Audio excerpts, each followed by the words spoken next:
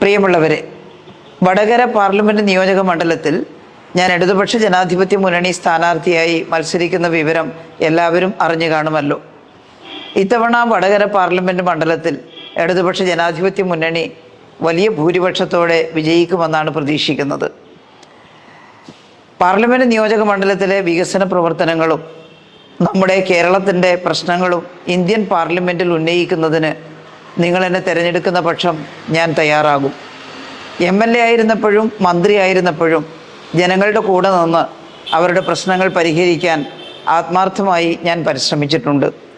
പ്രതിസന്ധി ഘട്ടങ്ങളിൽ ജനങ്ങളുടെ കൂടെ നിന്ന് ജനങ്ങളുടെ സഹായത്തോടു കൂടി പ്രതിസന്ധികൾ പരിഹരിക്കാൻ വേണ്ടി ഇടപെടാൻ കഴിഞ്ഞിട്ടുണ്ട് എന്ന ആത്മവിശ്വാസം എന്നിലുണ്ട്.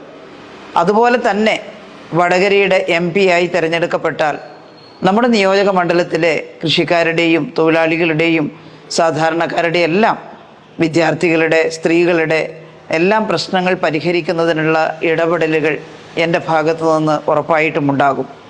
കേന്ദ്ര ഗവൺമെൻറ്റുമായി ബന്ധപ്പെട്ട് ചെയ്യേണ്ടുന്ന കാര്യങ്ങൾ ഇവിടെ നമുക്ക് ചർച്ച ചെയ്ത് തീരുമാനിച്ച് കേന്ദ്ര ഗവൺമെൻറ്റിൽ സമ്മർദ്ദം ചെലുത്തുന്നതിനും കേരളത്തിൻ്റെ ആവശ്യങ്ങൾ ഉന്നയിക്കുന്നതിനും നിങ്ങളോടൊപ്പം നിന്ന് ഞാൻ തയ്യാറാവും.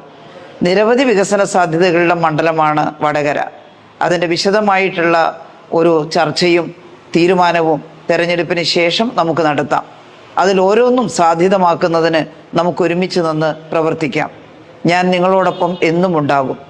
അതുപോലെ തന്നെ നമ്മുടെ നാടിൻ്റെ ജനാധിപത്യവും മതേതരത്വവും കാത്തു സൂക്ഷിക്കാൻ ഇന്ത്യൻ പാർലമെൻറ്റിൽ അതിനുവേണ്ടി ശബ്ദമുയർത്താൻ ഞാൻ തയ്യാറാകും. എല്ലാവരും കക്ഷി രാഷ്ട്രീയത്തിന് അതീതമായി തന്നെ നിങ്ങളുടെ പിന്തുണ എനിക്ക് നൽകണമെന്ന് ഞാൻ അഭ്യർത്ഥിക്കുന്നു. തിരഞ്ഞെടുക്കപ്പെട്ടാൽ നമുക്കൊരുമിച്ച് ചേർന്ന് വടകരയുടെ വികസനത്തിനും കേരളത്തിൻ്റെ സുരക്ഷിതത്വത്തിനും നമ്മുടെ രാജ്യത്തിൻ്റെ മൊത്തം പ്രശ്നങ്ങൾ അതിൽ പ്രതികരിച്ചുകൊണ്ട് പ്രവർത്തിക്കാൻ കഴിയും എന്നാണ് കരുതുന്നത്. നിങ്ങളെല്ലാവരും എന്നെ പിന്തുണക്കണം, വിജയിപ്പിക്കണമെന്ന് അപേക്ഷിക്കുകയാണ്.